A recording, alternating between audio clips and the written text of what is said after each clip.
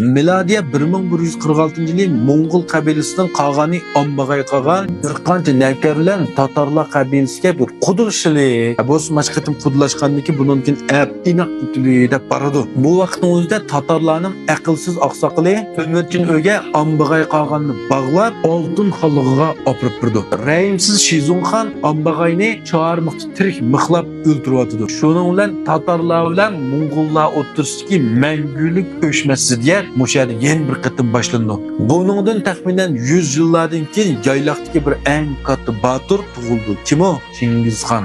Endi bu Chingizxonning asli ismi To'mirchin bo'lib, Po'lat To'mir degan ma'noda endi bu gap biz aniq-ku To'mirchin degan gapni his qila olamiz. U Mo'ng'ullarning Qiyon qabilasidan, ya'ni mush vaqtdagi Mo'ng'ullarning oqsoqli Yasugay bilan Qung'urat qabilasining sohibjamoli o'limdan bo'lgan cho'ng o'g'li. Endi mush vaqtning o'zida yana bu Mo'ng'ullar bilan Tatarlarning o'ttirki ziddiyat urg'un texim kuchaydi deb, To'mirchinni kichik vaqtida bo'rtani qashib olib kirib kelgan vaqtning o'zida endi Yasugay oqsoqolni yana Tatarlar zərli qımızdı qəslər bunu öldürübatdı.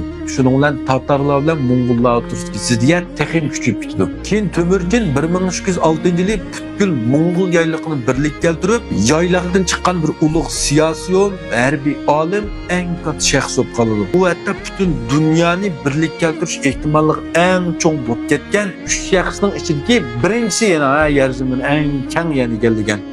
Dünyada o məngülük bir namni ölməydiğən, yəni zamanımızın can ərkisi Chingizxon degan namni qaldırıb getdi. Bütün dünyada tutmaydigan adam yo'q Chingizxon degan namni. Hamda bu yerdagi Chingizxonning qabrisi hozircha echilmagan emas, tepilmayotgan bir qabr. Nurg'un tarixshunoslar obular takror qildi. Balkim Chingizxonning qabrisi echilsa, bu yer g'oyat zo'r boylik bor. Bu hatto Misr firavoni Lat ikkinchining qabrisidan chiqqan boylikdan bu nechasi ko'p bo'lishi mumkin deydi. Chunki ayni vaqtda Chingizxon imperiya qurgan butun dunyodagi O'rta Osiyo, Yevropadagi boyliklarning hammasini bulab ekegan emasmi? Hamda bu Chingizxonning qabrisini zot tapqil bo'lmamdi deganda menimcha tapqil bo'ladi.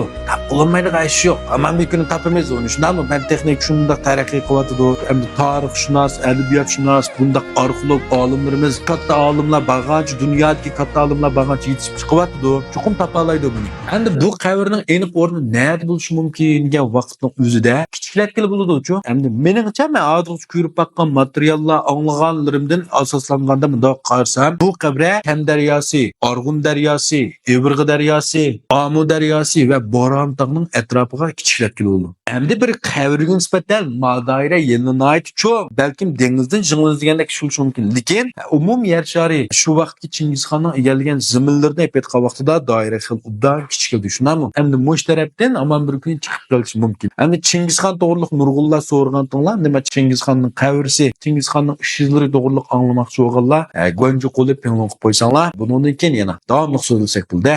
Rahmat.